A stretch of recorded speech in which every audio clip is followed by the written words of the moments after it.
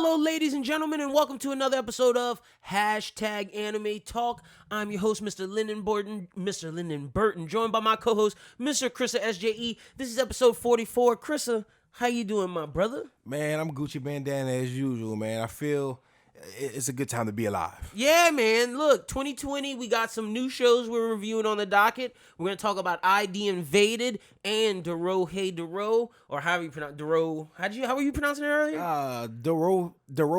I don't even remember how I said Dorohedoro. it. There's like 3 or 4 different possible names. I gotta hear him say it. Dorohedoro. What? If you know how to pronounce it out there, let us know. But we got that. We got, of course, My Hero. We got an announcement that I may make at the end of the show. It just depends on how things go, but we got something big in the works coming for the people later this week. As well as we're going to be talking about the most wasted potential in a character. Wasted characters that had high expectations, but the mangaka, for some rhyme or reason, just didn't deliver. So we got that among some other stuff, but let me mention today's sponsor of the show, Pure Fiction Collectibles. Look, Lafayette finally has a new anime shop. It is the hub. Look at some of the figures. We got Tanjiro. We got Kirishima. We got Kakashi. Look at this Kakashi figure. This is dope, man. Doing the Chidori. Super, super fire. We got Lupin. All these figures. All this stuff. The Mob Psycho poster. Not the My Hero one. The Gangster poster. All courtesy of Pure Fiction Collectibles. I gotta shout them out again because I went over there. You know what I'm saying? With me and Lynn, we took a trip over there. Like, what was that? Early this week, fucking Saturday. Week, had some business to take which we will announce as well. But we would pull up over there, and definitely I copped some Pokemon card packs. He had like official exclusive, like, you know, Japanese packs, like booster packs, like mixed bag cards, and buku figures. They got like all the Demon Slayer figures, all the One Piece figures. Like I love walking into places like that with just energy like that. So if y'all love anime, y'all love figures, y'all love manga. Like I think I bought Attack on Titan Volume 1 when we went over there. And you got a Yu Yu Hakusho DVD collectible. For sure. I got a Yu Yu Hakusho DVD and I got a Tenchi GXP.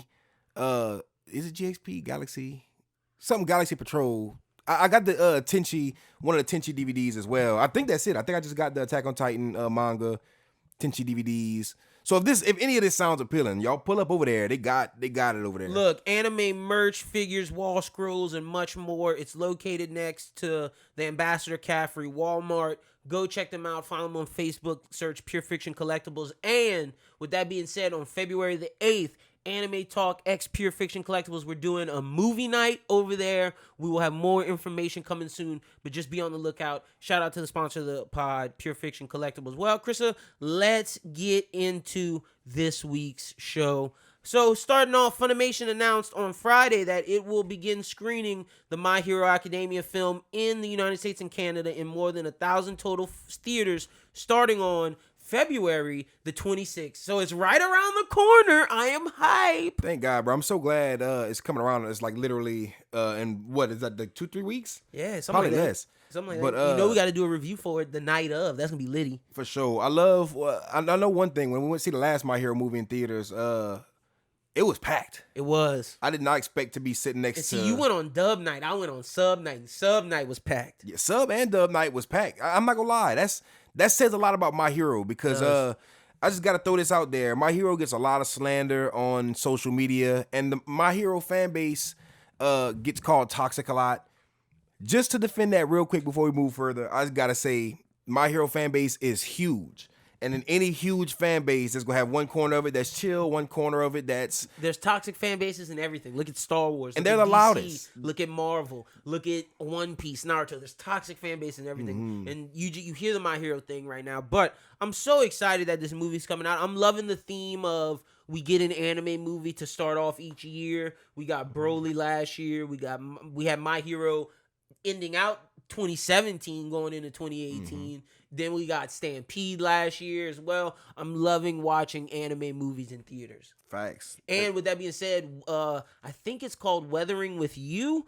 I believe that's the new movie that everybody's been telling us we need to watch it. And I'm going to try to go out and watch it this week. And maybe if we can do a little mini review, I'll have something for you guys. But Weathering with You, that's out. And I hear that's amazing. But this My Hero thing, February 26th. Be on the lookout for that. Next up, Beastars drops a trailer, and it will be out on Netflix on March the 13th. Chrissa,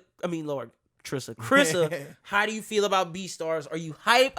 I feel like your energy has kind of fallen on Beastars because it's a murder mystery, but it's like this romantic murder mystery type thing. It's shifted a little bit just because I've been seeing a lot of people, and I guess it's probably the Beastars hater stand force or hater force, you know what I'm saying? But they came out of the woodworks posting manga panels. I'm sitting there like, what the hell is this? Like certain manga panels got me questioning the legitimacy of the show, but I'm one of those people who I gotta see it to believe it. I gotta see it to believe it, whether it's good or bad. So I'm still gonna watch it. I'm still kind of hyped, just because the hype, especially with this, the trailer was claymation, and that was something. I'm not saying that the show's gonna be claymation, but the trailer, it's a budget, like, bro. It seems like they're investing a lot into the promo of the show, and just the hype around it is super.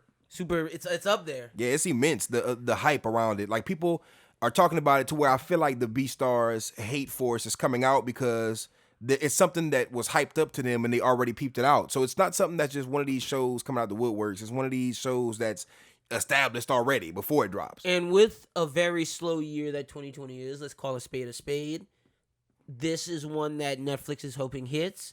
And I'm not wishing on its downfall or anything, but I just don't know if it's going to be the smash that everybody's thinking is gonna be, or maybe it's just not our lane of like action shonen anime. Nah, I think it's gonna hit super hard for a specific bag, but other than that bag, I feel like the anime fans like me and you not checking for it. I feel like the casuals not checking for it, but for the subgenre that it's in, or not even the subgenre that it's in, but for the fan base that it's gonna tackle that fan base hard. And I gotta say, I'm gonna start trying slice of life. I'm gonna try, because like I want to expand the knowledge of the show and maybe bring some of that on here, but it's just I don't even know where to begin with that. Man, I've been on so much shit. I swear, if you watch that, it's not even gonna feel like an anime, but that Africa I'm not gonna Salesman. lie. I took first episode of that. I really enjoyed it. I'm but not see, gonna that's lie, bro. comedy. That's not. I don't consider that slice of life. That's but like see, I consider Saikike slice of life, even though that's kind of comedy too. And if you never watched Saikike, I would peep that out because I just went on Netflix the other day, and it's an old series. You know, it was on J Star's Victory VS. Psyche was a character. He was a support, huh? I don't remember if he was a support or a main character. He was not a main. I thinking about him in the show. I don't know if I'd be able to see him as a main, like how you would play as him. But at the end of the day, he was big. His anime is big. It's a big Shonen Jump property, and apparently Netflix revived it. There's another series called Psyche Continued or something like that. That's 2019 or 2020 or whatever. And I went watch that because I was so big on the original series when I saw they had a Netflix. I never finished it or whatever, but I'm only like 2 episodes deep or whatever. But that's as far as comedy slice of life, the Africa one, they got like a lot of random shit too. You know what I've been wanting to try out lately? I don't know if you ever seen this one, but my bro Taco God was talking about it and talking about how hype it was. But Madoka Magica, I've been hearing people talk about it. It's not what you would think.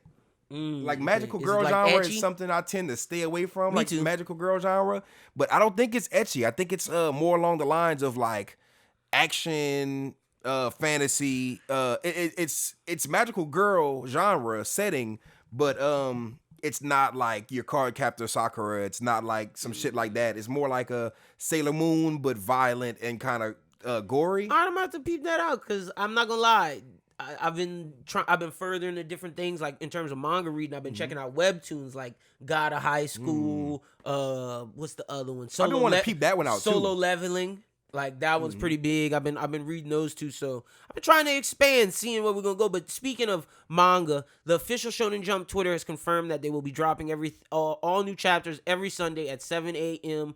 PST, and this is a part of their initiative to kind of stop piracy. And I wanted to talk about that with people like Jimenez Box, or however you pronounce it, gone. Manga readers not as hyped. Like Kiss Anime still gets it, but they get it late. It's not as, because I don't know if you remember, but you remember me early last year. I was on the One Piece spoilers like heavy. You would see me on Twitter like days before, looking like One Piece. Twitter cracked Jimenez Box and like was trending on the day the leak dropped instead of the day when Shonen Jump actually dropped it.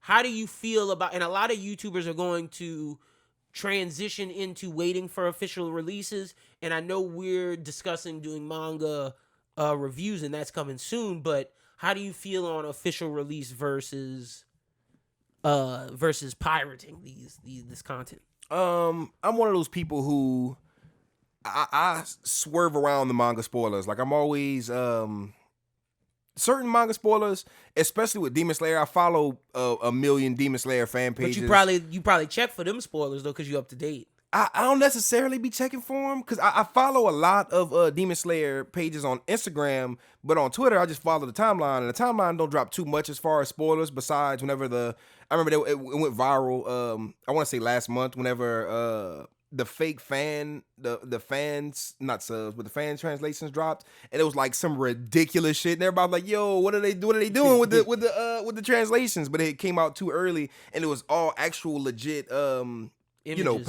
Images, but somebody was trolling with that translation, and it dropped on all the official leak manga sites, so everybody was bullshitting that. But other than that, they don't really hype it up too much. But I do see on Instagram, like the Demon Slayer fan pages, they'll have like that first page and the slide post, and the first page will be like Demon Slayer spoilers chapter whatever. I'm looking at it, I'm like, nigga, it's Thursday. What you mean? But that's so how I gotta see it. That's how I am with One Piece. And my thing is, I wish. Okay, so Shonen Jump drops in Japan, it seems like on Thursdays. I want to say Thursday or Friday. Thursday night, because it's probably Friday. So my thing is, if you really want to stop pirating, why not drop the chapters digitally worldwide on that date? And I get you trying to make all your money in Japan and force the people to buy it. That's cool. Well, don't release it to them digitally. Release it to the subscribers in other countries digitally that day, and that's one way to stop pirating. You're not going to stop pirating unless everything's released at the same time, and these translators, people have no way to get it, because that's the main reason why there's leaks, because people from Japan post images of the panels when it's done, when they get the manga out, and they put it on the internet. That's how you stop pirating. You have to release everything on the same day. Yeah, don't let the fans get a hold of the. It happens every week. Not even saying just the official shit, but whenever that shit went viral in Demon Slayer, when the fan translation got kind of zany, you don't want people, you know what I'm saying, to be even checking out the leaks regularly, to be on these like what's it like Manga Zone or some shit like Reader. that. That's Manga like Reader. Like I said, One Piece was trending because of the leak chapter. It was not because of the official release. I will admit it was trending in America at 3 a.m. at night, bro. I'm not proud of this, but I will admit like I have the app. I have the Shonen Jump manga app. Me too. We both pay for it. But Demon Slayer, and also I have Demon Slayer hard copies of the manga. But as far as getting the chapters I wanted at a certain point, I remember I had got to the Tengen arc, whatever arc they had stopped on the Shonen Jump manga app. They don't have all the chapters there. They still don't, but they got way more than they did when I was initially trying to catch up. But when I tried to catch up, I was at this wall, and I was like, where the fuck do I go from here? So I bought some hard copies, a bunch of hard copies. I'm pretty sure I don't want to say all of them, but I do got most of them. Real. So I was trying to catch up, and when I'm reading the hard copy, I'm like, man, I'm past this. Yeah. You know what I'm saying? So like I had to go to the dark side of trapping the out leaks. the bandwidth. And I will notice whenever you're reading these leaks and shit like that, they mistranslate a lot of shit. It's rough translations. They do fan translations, like instead where Tanjiro will be like, "Hey, you stop that." Tanjiro will be like, "Hey, you bitch ass nigga, what the fuck are you doing?" Oh, you looking at the crazy ones. And it's not even saying it's that extreme, but that's a little bit of exaggeration. But they always have, like, I'm reading Dragon Ball Super and Vegeta's like, "What the fuck?" I'm like, well, whoa. Like, remember whenever Super was airing for the first time and they had no app, you couldn't like watch it on Funimation when it dropped. Like, I remember there was a point in time when on Funimation would drop the newest episodes of Super when they would drop in Japan subbed on their on their app, because on their site, because the dub didn't drop for a while, but they were dropping it sub as it released. But for the beginning, it wasn't like that. The whole first 2 seasons, you had to wait on it to drop, and sometimes the nigga with the raw would be taking forever to translate it. You'd have to watch it raw without no subs. You know what I'm saying? And then when it would finally drop with the subs, it would be super rough translations. You'd be sitting there, you get the gist of what's going on, and it wouldn't be 100% inaccurate. But a lot of time people shit on dub because the translations aren't accurate. So it's the same thing with the poo translations with anime and just manga in general. It's like, you don't want to give the person who's going to grab it and translate it wrong the opportunity to do that before you get it out there officially. That's my thing. I support officially, but my thing is, for them to really like change the situation, you have to release everything on the same day. Exactly. Like, it doesn't make sense to me that we're in an age where the internet the world is smaller because of the internet. And I get that in Japan, there's a culture where people pick up the magazines to this day. You still do that. But for the fans in other countries, if you want to make numbers and get people to get on this app, you have to put it out, because no matter what, the panels will get leaked. Mm-hmm. It's going to get leaked. So you might as well make the release dates happen Thursday night whenever they come out in Japan. That's just my thoughts with that. For sure. I just don't understand how you could have a manga app and you could be selling the manga app or renting it out, charging for a subscription fee, and you have all of your manga there, but for certain manga you have chapter 1 through 30 and then chapter fucking 90 through 110, and it's like, whoa, where's the middle? Like, why would you give us that and then give us the end, the most recent shit? But how the fuck am I supposed to know what's going on with the most recent shit? It seems like you want me to read that if I'm already caught up, but how am I supposed to legit catch up when you don't give me anything to catch up? It's like, I'm not understanding where you want us to go besides to these leaked places, besides trying to buy hard copies, which most of the time, the hard copy is not available. So in order for, like, I don't understand how you keep the most recent chapters, but you're missing the before the most recent, and you have no way to legally, officially get it. Like, no, that doesn't make any sense to me. I know what you're saying, bro. So that's just something I hope they fix. And I love Shonen Jump. I love the app. I was reading. We're gonna probably talk about the new manga we've been reading there lately. But they got nothing's too big for improvement. You know what I'm saying? No, I'm with you on room that. for improvement. But next up, I just want to shout out Viz Media, because they're partnered with Lucasfilm, and we're getting a Journey to Star Wars: The Last Jedi manga. Oh, no, wait, no, wait. The manga's not called that. It's just called Star Wars Universe. It's not, the author is the person who wrote Journey to Star Wars: The Last Jedi, but we're getting a Star Wars manga. It's going to be with Luke Skywalker. I'm sure it's going to cover the original Star Wars timeline, maybe give us some extra stuff. I'm super excited for that because I'm a big Star Wars fan, and I think Star Wars would be dope in manga form. Like, I think that would, every time they do like anime opening for like Star Wars or Marvel, I'm always like, this fits amazingly. So like, I think they actually had an anime Star Wars short. It wasn't a big film or nothing, but it was a short. I wouldn't be surprised if there's some, because there's Marvel anime TV DC shows. too. There's Marvel DC and DC anime shows. So like, this is dope seeing Star Wars do it. But that's the end of the news this week. Let's get into this week's discussion question. This week's discussion question was sent in by Brad. Brad asked, who do you guys think are the most wasted potential characters in anime? And with that, it's characters that we felt had a high ceiling and potential, but just never got to that ceiling and just was wasted potential. Never got the kinetic energy. Chrissa, you can start us off. Man, you want to go? You want to start with the big one? The big one that people are going to get mad at when we say it? Go ahead, brother. Gohan. You know what I'm saying? Sure. Let's not lie to ourselves, bro. You're watching two guys who are Dragon Ball fans, Dragon Ball stans, if you will. Not in a negative way. We love, like, there's a figure of Gohan right there. We love Gohan. One of my favorites. But see, you see the Gohan that's a figure of? You know what I'm saying? Super Saiyan Gohan, Super Teen Gohan. That's Goat Han. You know what I'm saying? Yeah, facts. When you get towards the Buu arc. And it sucks. It sucks so bad because he was built up to be so dope. Like, that's one of my favorite Gohans. Future Gohan in Buu Saga, right when he's beating Super Buu after he pulled the sword out of King Kai, and he got the not out of King Kai, out of Supreme Kai, and he gets his trooper, he unlocks 100% potential. It's like, yo, this Gohan is dope, but he's still freaking nerfed because Akira Toriyama, I don't care what anybody says, Gohan was supposed to be the next star of Dragon Ball. Goku was supposed to stay kaput or not be the focal point. It was supposed to be Gohan, and Shonen Jump was like, nah, bro, we Gohan, it's about Goku. We need that Goku merch. We need all this shit. And it's like Gohan had gotten the back seat. Gohan still can't go Super Saiyan Blue. Gohan can't do shit in Super. He's even worse in Super than he was in Dragon Ball Z. At least in Dragon Ball Z, he was a dope character to a certain extent. Like, he should have been stronger, but 100% potential was still on par with at least.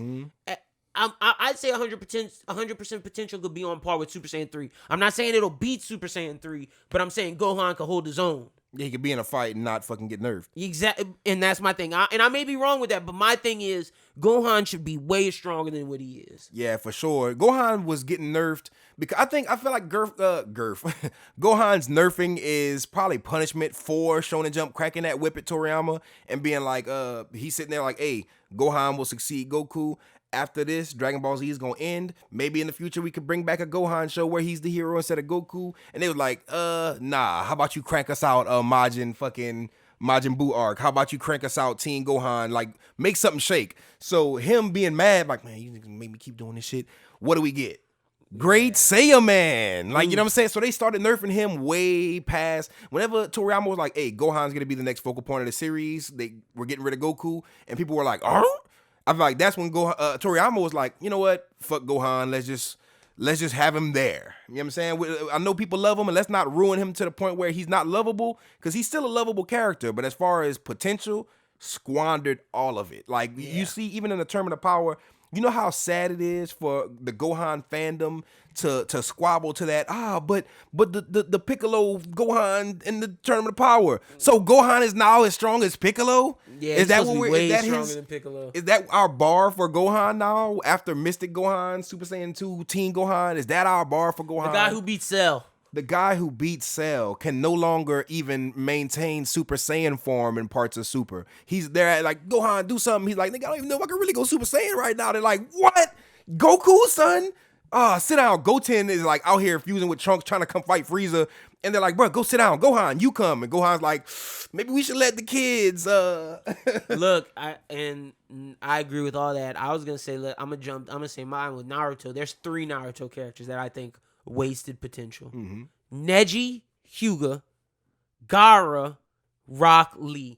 All 3 were and I think it must be because Naruto has so many characters and they really focused in on Naruto and Sasuke, but Rock Lee was a character that beat Kimimaro drunken form. He was badass. He went through this horrible injury. He battles back. The fight with Gaara is one of the best fights in Naruto, and people just had high expectations for this taijutsu user.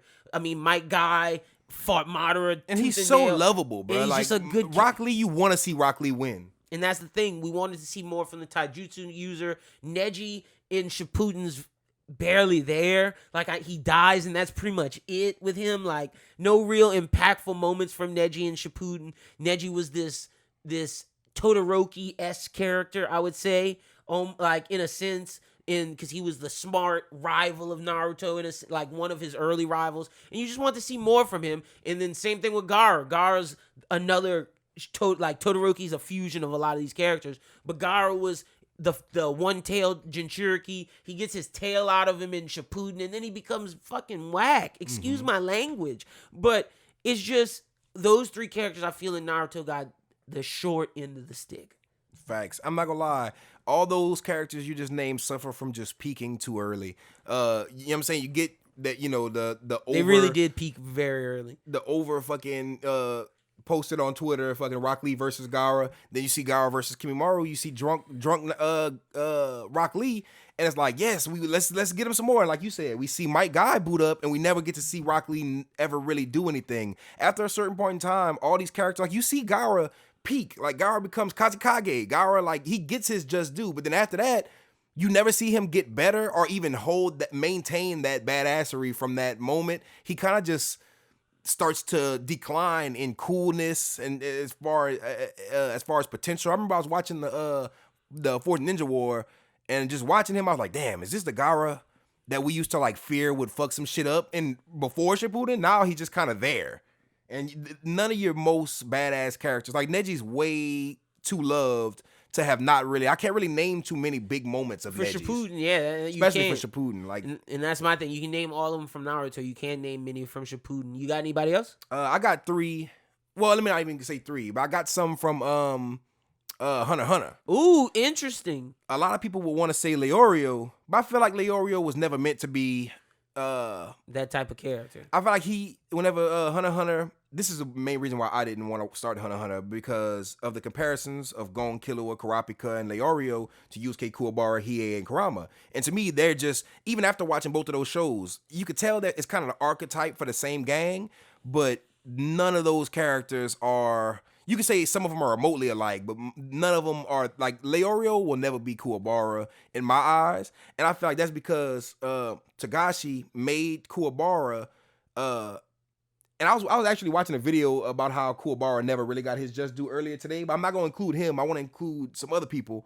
But he could be up there, but I think he got some shine. Exactly. Like realistically, he couldn't have been involved in the whole not dark tournament, the whole Three Kings tournament.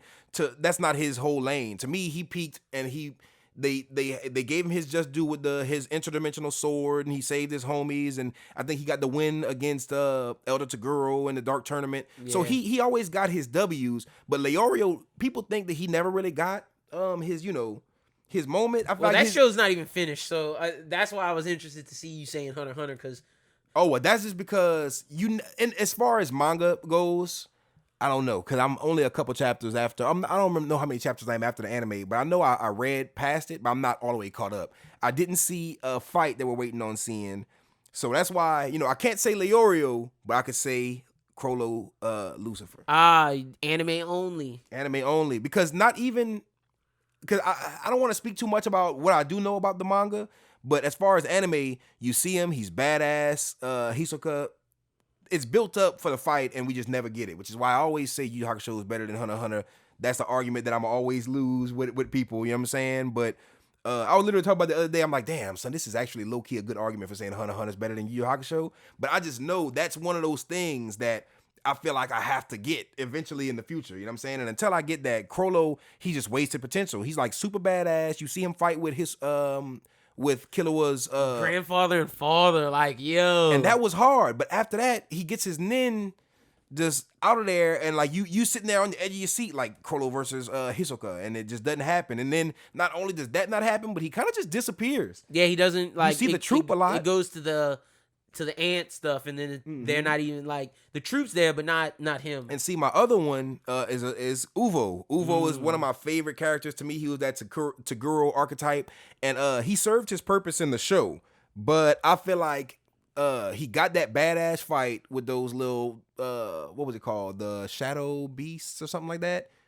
The dude that with the porcupine body. Oh yeah, those like hitmen for the mafia that came. Exactly. Yeah. So he got that, and he displayed his badassery, and he peaked. He was like, oh shit, this nigga Uvo is that boy. Like he is a threat to be like. How are they gonna beat the Phantom Troop when he exists? And first big fight, Kurapika versus Uvo. Uvo gets killed, and it's kind of lackluster because you see him get to fight, but he doesn't really get to do too much. Kurapika offs him. Kurapika doesn't really get into any more squabbles with the Phantom Troop after that. It kind of just plays out how it plays out. And Uvo, you expect him to come through and just fuck shit up, especially when they hype him up to just be this super hard character. And I understand they did that to show how crazy it is when Kurapika handles him first. But I just kind of wanted to see him fuck more shit up because he was just one of them characters that's just he was one of my favorite characters as soon as he was introduced, and then as soon as he died, I was like, damn, shit, I could have watched the whole, like, I'm one of them people that I want to see a Nobunaga Uvo spinoff. Like, it don't even gotta be canon, just some backstory about how they met and the shit they used to run before they were troop members. But Crollo and Uvo, just because I'm a Phantom Troop stan and I feel like I don't have enough troop. I got a lot more from certain members of the troop than I got from my two favorite members. There's some people I want to say, but their show's not ended. Like, for example, My Hero. I think Seto, the dude who's like Spider-Man with the tape, he's kind of wasted. I want to know more about him. I feel and like Kaminari. That's Dinky? Yeah, that's Dinky. Yeah, I feel like Kaminari, I feel like he's wasted potential as well. But like you said, the show's not over. We just got our Kirishima shit. And like with One Piece, Oda always ties stuff back. So I think Enno's going to come back.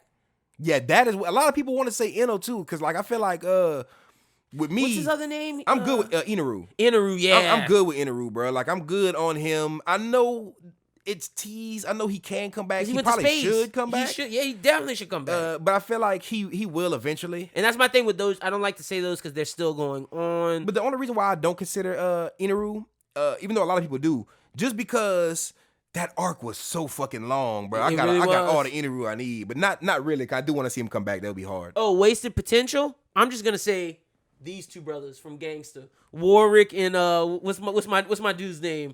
Nicholas. Yeah, Warwick and Nicholas. They needed more love, just in general. Yeah, just as a show. We talking about shows like goddamn fucking, Stats from Bloodline. That's my two shows that got canceled, and we will never get that back. You know who else I wanted to say before we started this? But I kind of Saitama is wasted potential. Oh, see, I was gonna say Genos, but I didn't know. They ran One Punch Man into the ground as a whole. Like, I kind of don't even care about season 3 of One Punch Man unless they fix a lot of shit. Yeah, like, but it's gonna be cool, but I'm not gonna ever have that initial hype to where I'm gonna like season 1 was a different type of love. Because to be honest with you, I like season 2, but I didn't like season 1. I loved season 1. Like, season 1 is 10 out of 10. Season 2 is like 6, maybe 7. Yeah, like it would be nice. It would be nice. It's 6, 7. So, but that's our wasted potential. I gotta do one more. Go ahead. And this is just kind of a troll.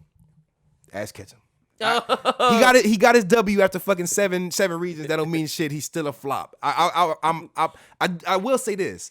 I'm watching the new series. And you fucking with it. He has potential to redeem himself, but after 20 years of being 10, he's wasting potential. Yugi got his wins, and the Digidestin got their wins. Mm-hmm. So my boy Ash Ketchum got one after 20 years, so he's a wasted potential. He has so many Pokemon that are just never gonna get, you know what I'm saying, any kind of love outside of that box with Professor Oak and his mom, and like he's never gonna get. A lot of his Pokemon aren't even fully evolved yet, and I don't think they ever will be. All his Pokemon are really the wasted potential. Jet, would you say Jet's wasted potential? Damn. We don't get a lot of Jet in Cowboy Bebop. He gets his specific Jet episodes, but that's it. Now, see, the thing, I don't really think I expected much from Jet, though. I expected more from Faye. You wanted more from Faye. Yeah, I expected you didn't like the backstory that she's from the past. No, I'm saying I got what I needed with Faye, but at the same time, like, I expected what I got from Faye, but what I got from Jet, I was kind of cool with it. I'm not saying I wouldn't want to. That's another one. I'd want to see backstory. That's what I'm saying. I wanted some more Jet like action stuff. I don't know why they've never made a filler Cowboy Bebop series of just Jet and Spike adventures like back in the day kind of shit. You know what I'm saying? Whenever they linked up. That would be really, really dope. Just Cowboy Bebop before Cowboy Bebop. Yep. I'm trying to. Would I say Wolfwood from Trigon? No, he got a good enough arc, I'd say. I'm trying to think any more wasted potential characters. I think that's it. I think we named quite a lot. I can't think of too many, but that's because I'm not like, I don't really know too many characters who I feel like. Full Metal Alchemist, I think they did their characters right. I think Attack on Titan did their characters right. I said the Naruto ones that I feel, and I'm sure you could say some more Naruto ones. Dragon Ball Z, we said the ones. Like, of course, Yamcha's. There's a lot of wasted potential characters in Dragon Ball. Basically, everyone that's not Goku and Vegeta, and even to a certain extent. To a certain extent, yeah. I wanted to say my hot take earlier that Vegeta low-key is wasted. Yeah, but like, bro, if you're not Goku, you're basically a side character in Dragon Ball. There's no ensemble cast anymore. It's the Goku Piccolo show. got nerfed. Yo, Piccolo got. You remember when he was the Super Namekian where he could beat Supercell version 1? You know who really got nerfed? Who really got nerfed bad? Goten and Trunks. All the villains. Gotenks got boy. Goten and Trunks will never grow to be full size adults, and that pains me. Pan was born before fucking Goten and Gohan turned, not Goten and Gohan. Goten and Trunks turned teens canonically, but at the same time. The villains, bro. Not the villains, but what's the word? The anti-heroes, like Hit. As soon as Hit came out, he was that nigga, and then boom, turn him into Power Stars. Boo, you suck. You fucking suck. There's Jiren. Jiren's alive. Even Kefla was like, you know what I'm saying? Stronger than Hit. Yeah, Kefla shitted on Hit. And they threw Kaba to the side. Mm-hmm. And now that we got Broly, if Super ever comes back, I don't imagine the series ever being the same. You know the whole moral shit that's going on right now? Crazy. To me, I don't understand how the story could continue without going back to like Kefla and Hit and Kaba and Broly. I feel like they all need to, like, after the Broly story, all these niggas need to be main characters now. Like, not saying main characters, but integral characters you see in the next arcs to come. And we haven't seen none of them niggas. So yeah, basically it's the Goku versus whoever show. Yeah, so that's the stuff I'm trying to. You know who? One more before we get off Dragon Ball. You know who was really wasted potential? Who was just like, why is he even there? Who? Oob. What the fuck happened to Oob, son? Oob is like, bruh, my boy. Boo now. He got nervous. Is Oob in Super? They didn't even let that nigga get no shine in GT. I think Oob is post Super. I think Oob is after like the whole, you see Teen Trunks and Teen Goten, and you see Toddler Pan right before Z ends and GT starts. And you don't see no more from Oob ever in... I don't even know you see him in GT, to be real, but a nerfed. little bit. He's in there, but he's nerfed for sure. Wasted potential, because he was one of them characters that intrigued a lot of interest in me, and as a child, just knowing that Goku has this next generation of student, and I'm seeing all these pictures of him before I even really saw the end of Z, and I'm sitting there like, damn, they got a black Dragon Ball character. He low-key looks badass. I wonder if he's a Saiyan. Wonder if he can go Super Saiyan. Now I know, but at the end of the day, they hyped him up to be like, Goku's gonna train this nigga. He's gonna be the GOAT, the next GOAT, and then GT don't even show him love. Yeah, facts. Let us know who you think are the most wasted potential anime characters. If we forgot anybody, comment on our Instagram, Anime Talk Pod, or let us know in the video clip on Twitter at Chrissa SJE, at LynBWT, or at BrosWhoThink. You know who's a wasted space character? Who? Foxy from motherfucking Oh One Piece. my God, yes. He's not wasted potential because he had no potential to begin He's with. just wasted space. We need to make a whole nother topic of discussion. Just wasted space characters. Like, why are they there? The series could probably be better without them there. Because I could probably make a big list of niggas. Well, let's talk about the new shows for 2020. I think we're gonna keep Dorohedoro every week. We'll talk about ID Invaded probably at the end of the season. We're gonna talk about Radiant probably next episode because I think it's done. I'm pretty sure it's done. I thought they were going to get to 20 episodes, but I think they're just stopping at 15. But let's talk about ID Invaded. The first 4 episodes are out. Facts. What'd you think? Pretty dope. It's not high up there on my hype list, but at the end of the day, it definitely entertained me. It kept me through the whole episode. I wasn't like snoozing through the episode. It was definitely intriguing, especially the first 2. The first 2 really hit me hard. Then the second 2 were like, it's cool. The last one I thought was pretty good, where it was the sniper. The last one was pretty cool, but at the end of the day, now I feel like I'm in the groove of how the rest of the season is gonna be. I'll say this. It is because I really like it, but I'm a big crime fan in live action, like normal. If it's a cop solving stuff, that's my bag. And this does that very well with a very new idea of going inside the criminal's mind and trying to figure it out through that. Super, super dope concept. Like I said, like Chrissa said, the first 2 episodes were amazing. The third one was kind of exposition-y, but that 4th one I really, really dug. I think this, in a slow year of anime, I think this is a good placeholder for the winter. Like with this one in Dorohedoro, I think I'm satisfied. Along with My Hero, I'm cool. Like I'm not upset, but like this can hold me over until we see what's coming next. Yeah, for sure. I'm not gonna lie. ID Invaded is definitely one thing I gotta give it super props for is the animation, the art style. The character designs are pretty cool for the most part. I love Sakai though. I like the whole team, and I do love the action when it gets actiony. When it does have times when shit goes down. I do love certain suspenseful moments, but at the same time, the one thing that takes me kind of probably it's just because it's not my cup of tea, but this is one of those shows that kind of it throws things in your face, and you kind of learn what's going on later. And I'm one of those people you got to solve the mystery. Exactly. It's like one of those things you get small pieces of the mystery unraveled, and that's cool. But I'm one of them people who I'm like I'd probably binge the whole, because not even just the small mysteries, the whole show.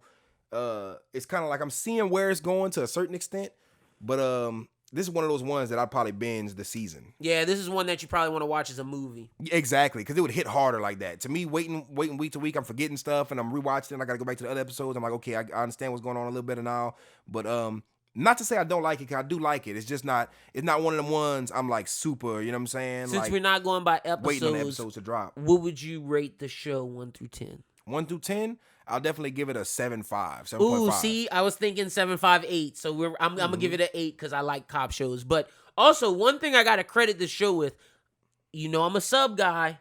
I love the dub. I watch the dub. I've for sure been watching the dub, especially since it drops the same day as the sub. Yep, I watched the dub on Funimation. I have not watched the sub to compare it with. I watched the first episode of the sub. The sub is good. The sub is cool, but this is one of those shows where it's a lot of exposition, and if I can listen to it in English to where I can look at my phone sometimes because like it's not a lot of action, I'm gonna do that because I can understand it a little bit better. Like, not saying that I can't read the sub and understand it, but I'm just saying it's easier to consume because it's one of those I'm talking the whole time. It's not a lot of looking at stuff. It's a lot of I'm talking. So, and the thing is, I enjoy the voice actor's portrayal of the characters. And it really does capture that whole detective kind of feel. It does, man. They don't. There's not many. There's no childish voices. And America Everybody's does do that serious. well. America loves their crime stuff.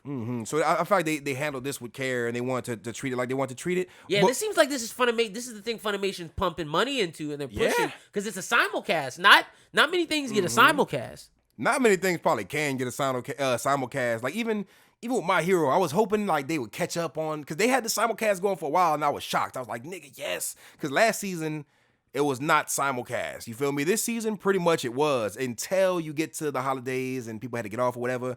But I just want to slide this in there while we're talking about dubs.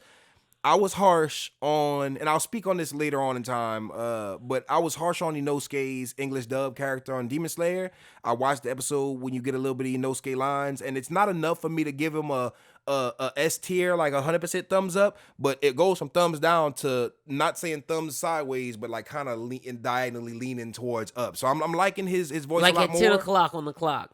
Whenever I'm gonna let you know if Inosuke's character voice actor is great or mid when I hear him headbutt Tanjiro and just go, ah! When I hear that shit, it gotta hit hard. The same with Zenitsu and the Tanjiro. So I gotta give credit. 'Cause I feel like we gotta break up that stigma that all dub is trash, because these English dub voice actors work very hard. And they do a good job. A lot of the studios fumble with The Rock, but a lot of studios put time, effort, budget into it. And when they do, it shows, and I like to give them the credit so we keep getting more of it, so they don't just be like, they don't even care when we do good dubs and just give us trash dubs. ID Invaded is one of those that does a great job. And like you said, Definitely. the animation is beautiful. Like, such a beautiful show. Let's jump to Dorohedoro. Yo! This is the best winter anime of 2020. Like, I'm calling, like, it is. The animation, beautiful. They take fusing 3D and 2D, like Demon Slayer, on another level, because it's like, it's 3D 100%, but then they just throw in 2D scenes so flawlessly, and I love just how it looks. The story is basically this lizard Kaimon has a man inside of him, and they're killing sorcerers and putting the heads of the sorcerers inside of his mouth so the man inside of him can tell him, is he the one? And we don't know why he has a man inside of him. He was just turned that way magically. Him and his friend Nikaido are just going around killing sorcerers because sorcerers live in this other world, and they live in this hole, and they come and torment them and transform humans into creatures, so they don't mess with them, and it's just their adventures. And this is trippy, gory, crazy animation. This is everything I want from an anime. I'm absolutely in love with Dorohedoro. I love the story. Yeah, this is one of those ones that I was hyped for among seeing the trailer. And a lot of times I see a trailer, I get super hyped, and then I see the show and the hype dies down. Maybe not a lot, but a little bit. Like certain shows have I saw that trailer, I was like, I gotta see the show. And then I watched the show, I'm like, this is cool. But this one, I was like, this is what is going on? Like, yeah. this is wild. Like, it was multiple times in episode 1 and multiple times in episode 2 where I was like, what? Nani? You know what I'm saying? I'm like watching this, and I'm like, it's blowing my mind. The first scene when they dice those humans up into cubes, oh my bro. God, Like, yes. I was like, oh, this is what we doing? Cool. This is what we do. And when they take the girl's face off at the end of episode 1, like, it just gets chopped off. I'm like, but whenever he bites it and he's holding on to it, I understood why this show is categorized as horror, because it's one of those slasher, not really slasher, but it gives you it's gory. To me, it reminds me of how I felt when I first saw Akira as a kid. It was just like, like certain things just made me uncomfortable, especially as a kid. So watching this, it has you kind of cringe a little bit. So it's that kind of horror, that kind of gory. Like whenever This you watch is definitely Saw and the girl seinen. sticks her head in the, you know what I'm saying? It's like one of them things. It's like, oh, because whenever he had his teeth chopped down, because dude was trying to grab the girl, and he was like, bitch, you ain't going nowhere. Grabbed her with his teeth. The teeth sunk into the top of her head and the bottom of her head. I'm like, whoa, is he about to pop her head off? I'm like, don't tell me he's about to rip her face off. And then the way they execute it is so gruesome, and so they hide just enough, but they show just enough. And the way they do it is like, oh. And I love the beginning of episode 2 when you see her come back and she got the shit in her face, and she's kind of like ditzy. I'm like, damn. And then these sorcerers are trying to get Kaimon and Nikaido in episode 2. But it is amazing. And Nikaido, she's early candidate, waifu, best girl. She's definitely one of my favorites. I love seeing her kick ass, which is what separates her from a lot of other waifus that just look cute. She is strong, man. And then like another good female character was introduced in episode 2 with Neo or whatever. I think it's Neo. I forget her name. The one who keeps calling homeboy senpai Heartface. I call him Heartface. Facts. That great character. Her.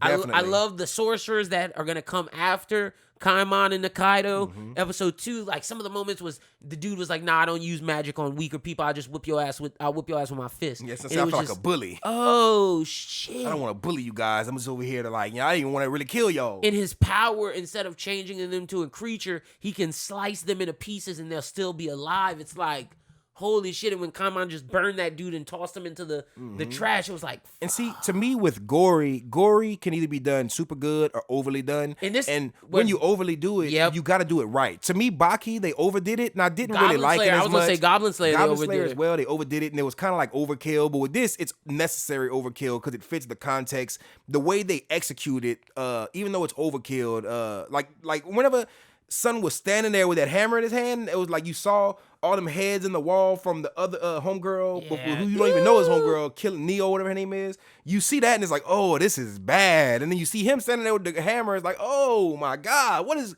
going on? Whenever you see homeboy stretched out, you know what I'm saying? They like diced him up into spirals and he was kind of hanging there and they were talking to him and they were using his liver to eat. Pate. Oh, dude, that dude's a cannibal. And it's like, ooh. It was just so gruesome seeing what the things these this shit was fire, bro. Yeah, and they execute it so well. I'm sitting there like uncomfortable but loving every second of it. This is one of those ones my eyes didn't divert away from the screen for 1 second. For me, both of the first episodes are 5. This is like a 9 series right now. Yeah, like this is definitely to me it's seeming like one of those big movie kind of. It reminds me of Akira so much, not just because of the art style, like or whatever the subject matter, just the vibe and just the quality. The quality is this is like a 10 out of 10 show. Yeah, no, this is fire. Like I do gotta say, like, because it seems like they're juggling a bunch of shit, right? They're giving you horror, they're giving you action, post-apocalyptic, but more than almost anything, they're giving you comedy and it's dark. It's dark humor, but they're giving you heart too. Just like the relationship between Nikaido and Kaimon, she's always cooking for him. Her food looks amazing. Like this show is the best right now of winter 2020. And if you're not watching it, look, this is one of those shows that I understand it's hard to watch because it's not streaming on Funimation. It's not streaming on VRV. It's not streaming on Hulu. It's in Netflix jail because it's only streaming in Netflix Japan right now. So the only way people can get it is trapping out the bandwidth. Yeah, shout out to all y'all VPN buyers. Yeah, like I understand if you're watching this on Kiss Anime. I get that because that's how me and Chrissa are. And this is one of the ones. It's so good that I'm definitely going to support the official release as far as buying Blu-ray. This needs to be in my collection. If there's ever figures, this is essential figures for my collection. Facts. I'm wanting a Kaido and a Kaimon figure. And us saying 10 out of 10, 5 out of 5, 5 stars, you know what I'm saying? These characters... We're at episode 2, and I'm already in love with most of them. I'm in love with the bad guys and the good guys. And that's the difference between this and ID Invaded. Like, ID Invaded is cool, but this has us bought in. Like, I would recommend, like, if you're out there listening right now, and it's like, which new winter 2020, if I can only watch one, do I recommend? I recommend this every time. It's definitely spectacular. It took me amazing. for a ride, like hard. Like that was beautiful, man. So that is a great anime. And we will be reviewing this week to week. So we'll do more in-depth episode breakdowns. But this was just an early season preview and just seeing how it is. So 2 episodes. But I can't believe like where we're at right now. It's like we're 2 episodes in. And I'm like more hyped for this than I'm more hyped for other shit that's about to probably drop next week. You know what I'm saying? Facts. No, like it is like this and My Hero is something I look for weekly. Oh yeah. So let's jump to, before we get to My Hero, what did you think of the new Shonen Jump manga, Undead Unlucky? Loved it. Loved Undead Unlucky. It definitely hit super different. I'm loving the experimentation phase. I love the differentness. Yes, like, that's what I like. It was something new, a breath of fresh air. I don't know what's making Shonen Jump say, hey, we been in this bag for so long, y'all know we dominate that bag. Now let's get into other bags and see what we could do. Because every new bag they jump in, I'm enjoying it. I know you want to say some more about Zip Man too, and that's one of my favorites. Getting well is what, like Zip Man, it's like this mecha, but it feels superhero-y. Like it just, both Undead Unlucky and Zip Man are fresh takes on shonen, and I'm here for them. Yeah, and I love that Undead Unlucky has a female protagonist. Mm-hmm. Oh yeah, for sure. And that's crazy. I love seeing that, and I love seeing it done like this. It's a very throw it off premise. You know what I'm saying? The premise of the series is something I've never seen done before, and like then the way they're doing it. She's an unlucky person. Like all these people have like abilities, and she has the unlucky ability. So if anybody touches her skin, bad shit happens. He's undead, so he constantly regenerates as long as his head is like able to like. I in the first chapter they put him in some containment field and he couldn't regenerate. So as long as he's not in the, whatever containment field it is, he can. So he can't die. He can touch her, and like she wants to experience what a real girl can because she never got to experience that. So they're going on this adventure. It's gonna be ecchi. It's gonna be comedy. It's gonna be action. And I gotta say, they did the etchiness well. You know who and I she didn't reminds notice me of? Who? Tamaki. She's unlucky. She has he's grabbing her like by the titty and shit. It's as for a comedic value. But it's not done untastefully. And like that Tamaki. is the premise of the show. And not to get into this bag again, but the premise of other shows is not primarily ecchi. It's primarily action, and you got an action-packed looking character not doing action-packed shit. And there's gonna be action in this, but it's and it not looks like that they're about to main do bag. it. They're about to do it in a specific way to where it's not overkill. To me, it didn't seem like overkill. To me, it reminded me of like how Yusuke used to grab Keiko's ass and do pervy shit, and how you always had the fucking Morokus and the Master Roshis and the Jiraiya's. None of those kind of took away from any of the female characters they whatever to, or like the actual show itself. It was just extra comedic value. But at the same time, I feel like this is gonna be one of the main aspects of the show, and I feel like they're gonna do it well, especially if they keep on going the way they're going. I love what is Unlucky Undead? Yeah, Unlucky Undead. I love Unlucky Undead. I'm itching for chapter 2. This is gonna be one of those ones where I read week to week because I'm addicted to it. Whereas Zip Man is one of those ones I read chapter 1 and 2, and I'm kind of like gonna let chapters, cause that's one of the ones I have to binge just because of the quality of it. That's one of the ones I'm not gonna like to wait week to week. I want that now, cause like just the premise of that show as well, just with his brother being, as far as I know, his brother's dead. Yeah, right? well, no, or not really dead, but he's the robot. yeah, he's the suit, like he's the the robot. Yeah. Like just seeing how that's gonna work out. It was a crazy premise because when you find out what you find out in chapter 1, it's just like what, and you get to the end and you're like what, and then just the character designs themselves are enough to keep me there. But the fact that the premise of the story is that crazy and intense, it makes me want to sit down, wait till we get to like chapter, whenever there's enough for one volume to come out, and I'll buy that volume and I might just peep it out, or I might, you know what I'm saying? Binge. I'm gonna need a volume's worth of content. After I got to the end of chapter 1 and 2, I was like, yeah, no, it is fire. Also, shout out to Samurai 8, Taylor Hachimaru. It is a great manga. It is. I'm loving every minute of it. Hachimaru's grown. Like I'm invested. Like we did it week to week when it first started, and like I'm super invested now. It's built up. Like I get where the world is. I get what we have to do, and I'm loving seeing Kishimoto do samurai futuristic world, and I'm loving it. So that's one of those ones too. I'm probably gonna wait to binge, but y'all please look forward to the YouTube content, because I don't know when we're gonna do the Demon Slayer wrap up, whether it's gonna be like the arc wrap up or just in a few chapters or whatever. But I can't wait to y'all hear our thoughts on the Demon Slayer manga. We can't speak too much because we don't want to spoil anything. This is anime talk, not manga talk. We throwing out some reviews, but if we ever get in the Samurai 8 bag, like, stay tuned because we got a lot to say. Is nuts. We have a lot to say about both of those because I read the new Demon Slayer chapter and that shit. Whoo. And don't let Chrissa get caught up on My Hero. I'm not gonna say anything. And I ain't gonna lie, I said after watching this last episode, I'm at the point where I'm about to catch up. Cause like, I'm not gonna talk about it. But let's jump into the My Hero Academia episode review. And I know people gonna be like, y'all are reviewing episode 76. Well, yeah, because we didn't get a chance to talk about the big fight with Overhaul. The big ass fight with Overhaul. Deku one of the biggest fights. Going Super Saiyan Green. Whoo, that was fire. Intense. Like, yo, let me give them credit. And I know people were like hating on some of the anime. No, this was beautiful. The fight between Deku and Overhaul looked good. I'm not hating on him looking like a super, like, what? Like, he looked amazing. I love the aura. Like, it's totally different than Super Saiyan, and I dig it. I love that the whole Aries situation. Like, basically in the fight, we see Night Eye messed up. Ochako and Froppy and the dragon hero are taking care of him. Mm-hmm. Deku tells Eri, like, yo, I'ma save you. She jumps onto him and he boots up. He goes 100, but he realizes she rewinded him. She's in the air.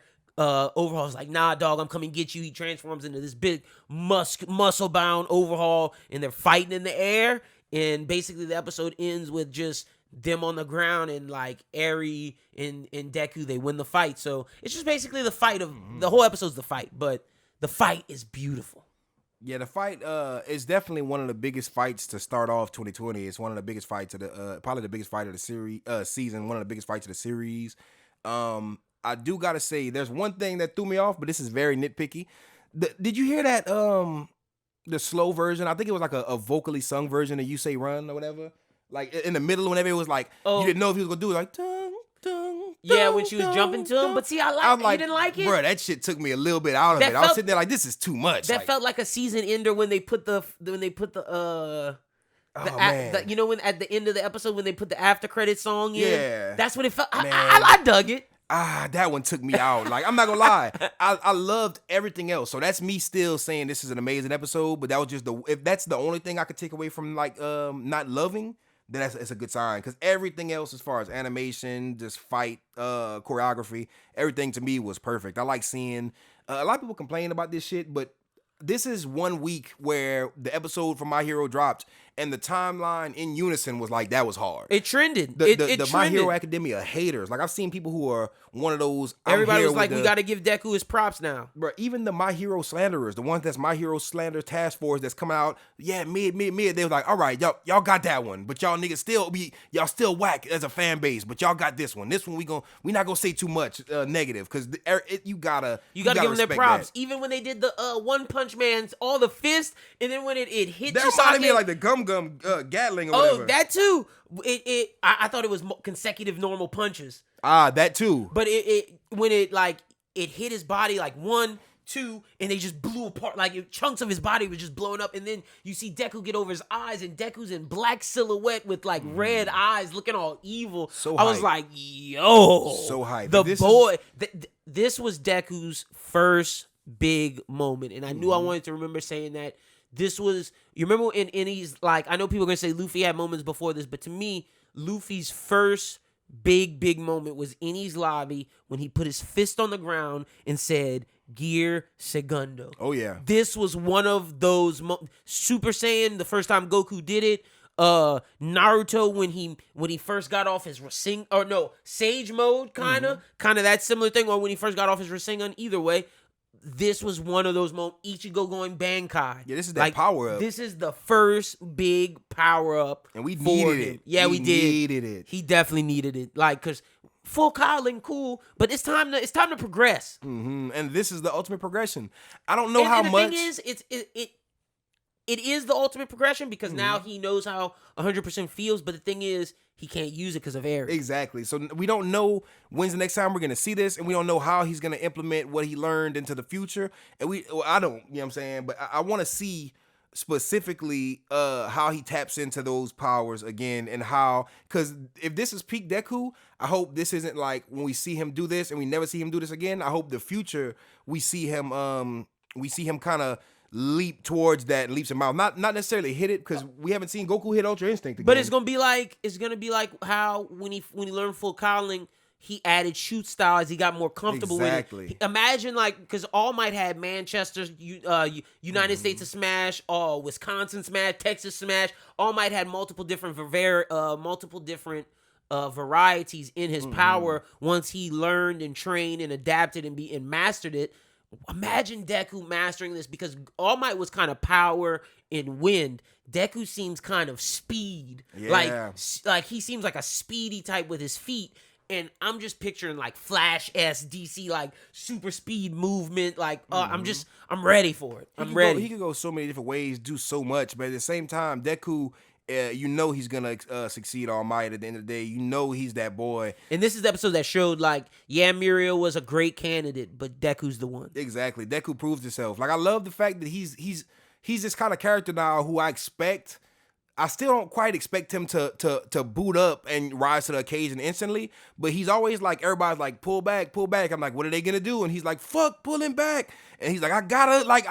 And that's the thing. He's like, if I can't save this girl in front of me, I don't deserve one for all. I don't deserve to be All Might's successor. I feel like there's one single person, and I have to be able to save them. Yeah, he's like, what would All Might do embodied? Like, he's always like, All Might wouldn't punk out. And I feel like that's what drives him a lot of the time. He's sitting there like, I'm succeeding him. But the thing is, it's that, like, that's in the back of his head, but he's also becoming what like this is something I need to like you're Yeah, right. The All Might he's thing's in the supposed to back. pass up All Might. He's supposed to reach All Might and then pass. He has potential to be colder. He's using his philosophies. Like All Might's philosophy is his foundation, but he's starting to develop his, and we're seeing that be his motivation. But at the end of the day, he knows he can't lack. He can't be any less than All Might. He has to succeed and be better. He has to be his own. He has to be Deku. You know what I'm saying? Because that's his superhero shtick. And I feel like I'm coming into seeing him more as a hero versus a student. Facts. And this is the arc that I said the show changes. So episode 76, I'm giving it a 5. 5 for sure. This was the 5. 100%. Let's get to episode 77, Bright Future. As the heroes deal with the aftermath of the fight with the Shy Hasaikai, the vehicle transporting Chisake has an encounter with none other than the League of Villains. Before we get to the League of Villains stuff, they also have the death of Night Eye with this. Let's talk the hero side, then we'll jump to the villains after. I love how the episode started with the dragon hero lady, and she's like, I know there's a bunch of casualties, but just thank you, Deku. At that moment, it was like, yo, you did it, my G. Like, for the first time, you're recognized by the pro heroes, and that made the emotion started to build there. That's where, like, the beginning part of the feels, like, I'm like, oh, damn, y'all got me in my feels. I and forgot it just about that escalates all the way up after that. And then you get to the Night Eye death. Oh, man. First, you see like, when Deku's talking to Eraserhead and they're walking up and he's like, I'm sorry I wasn't there for you, but I'm glad you did it. But there's still casualties. Like, he's praising him and telling him the war's a battle. And then he sees All Might, and All Might can't even congratulate him because it's like Night Eye.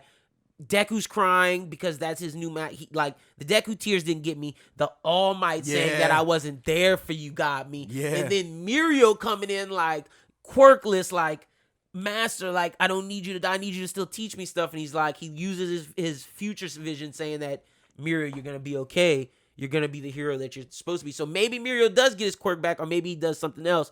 But the point of the matter is that was emotional. You saw whenever Muriel was fighting Chisake, or whatever, however you say his name, Overhaul. Whatever you saw, he got his quirk fucking evaporated. No more quirk. No more. He's still whooping ass. Yeah, he did. That didn't stop him. So it's gonna be interesting to see how he moves in the future, because I don't think whatever is going on is enough to stop him. So I'm glad. I was super hyped to see Night Eye use his power one last time, his quirk one last time on his student.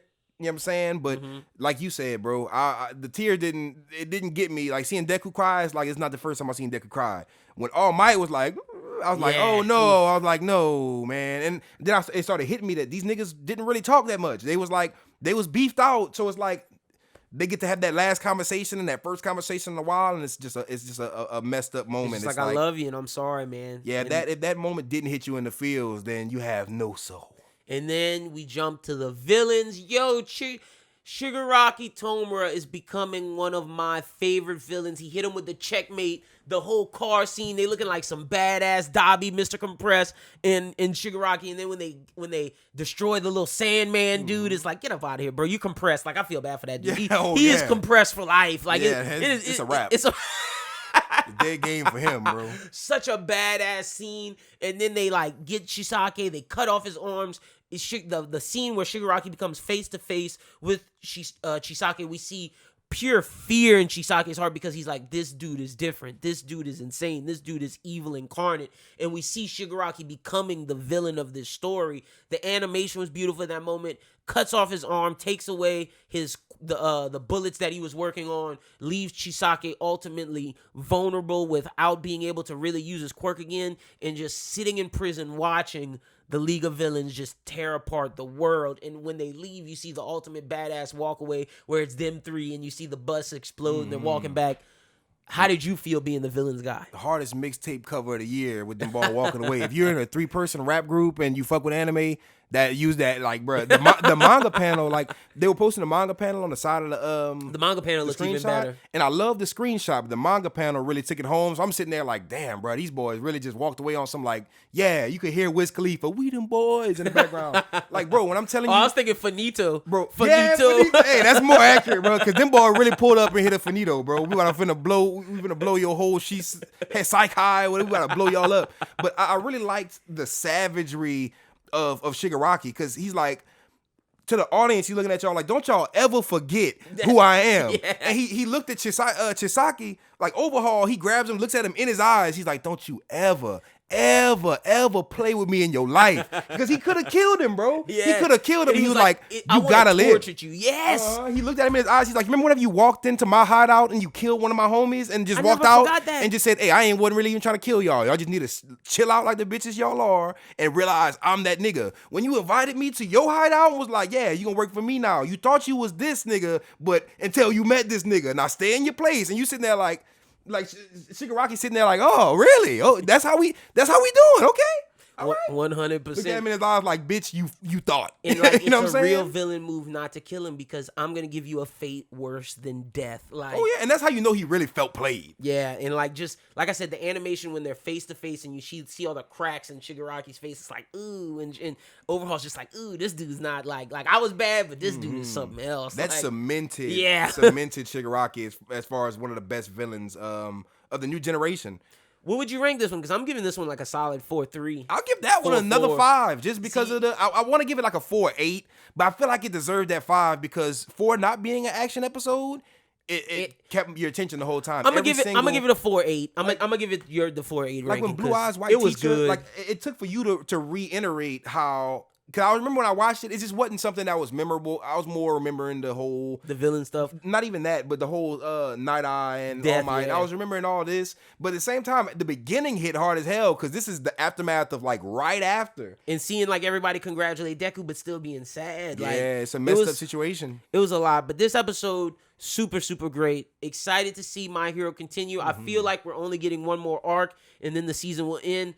Season 5 will be even, like, I know I keep saying this. I said season 4 would be better than the other ones. Season 5 will be the best season next. Like, My Hero has been progressing. Like, every season. You're going to get the My Villain Academia in season 5. Like, not even just every season, but every episode from season 1, you get this growth that feels authentic and rewarding to where every time you get to the end of the episode, every time you see a power-up happen, every time you see a win get got, you're like, yes, they deserve that. You know what I'm saying? Besides Attack on Titan, it is the best new shonen anime.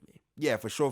Like, I gotta give it to him. Attack on Titan is shonen. You want to count it seinen? I consider it seinen, but I know the world, like Twitter considers it shonen. I'm pretty sure the mangaka considers it shonen. It is at the end of the day shonen, but these characters to me seem so adult. Like whenever I'm watching season 3, and I think it's season 3 when Levi was in jail for doing whatever he did, going against the Kenny Ackerman and all that shit. Yeah, and then they were sitting there like you're only 15. I'm like, 15? I'm like, I thought these niggas was like 20. I thought he was at least 18. Oh, no, you're not talking about Levi. You're talking about Aaron. Oh, yeah, my bad. I meant to say Aaron. When Aaron was locked up behind bars. My bad. That was a fumble. But same time, like, this one, as far as the new generation, they can only do... It's amazing, man. It really is. Every time you expect them to do one thing, they throw you for a curveball, and it's always a good curveball, and they're still inclined, and they're still following that same shonen blueprint. Like, the manga, they're just switching it up a little bit. They're still killing it. Like, the next... like the My Villain Academia stuff, all the stuff that's coming up, it's amazing. Like, Horikoshi,